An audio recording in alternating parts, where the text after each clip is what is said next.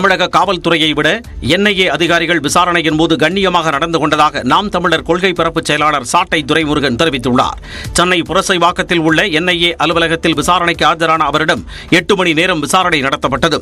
இதனைத் தொடர்ந்து செய்தியாளர்களிடம் பேசிய அவர், சேலம் ஓமலூர் பகுதியில் 2 பேர் கைது செய்த வழக்கு என்ஐஏ விசாரிக்கிறது. அதன் அடிப்படையில் தனக்கு சம்மன் அனுப்பப்பட்டதாகவும் இது குற்றவாளிகளுக்கான சம்மன் கிடையாது என்றும் சாட்சிக்கான சம்மன் என விளக்கமளித்தார். இந்த வழக்குல எங்களையும் விசாரிக்காங்க. இன்னும் ஒரு 500 பேர் கூட அவங்க விசாரிக்கலாம். எங்கள் மூலமாக ஏதாவது ஒரு சோர்ஸ் தகவல் அவங்களுக்கு கிடைக்குதான்னு பாக்குறாங்க. அவ்வளவுதான் சாட்சி விசாரணை. அதை முதல்ல நீங்க ஊடகங்கள் வந்து தெளிவா பதிவு செய்யுங்க. மிக மிக மரியாதையா நடத்தினாங்க. சீமானின் தளபதிகளில் நானும் ஒருவன் என்றும் நாம் தமிழர் கட்சியை தான் அபகரிக்க முயல்வதாக கூறுவது வதந்தி என்றார். திமுக, அதிமுக போன்று கட்சியை உடைத்து தலைவராவதற்கு நாம் தமிழர் கட்சி கிடையாது என்றும் இதனை தாங்கள் குடும்பமாக பார்ப்பதாகவும் சாட்டை துரைமுருகன் தெரிவித்தார்.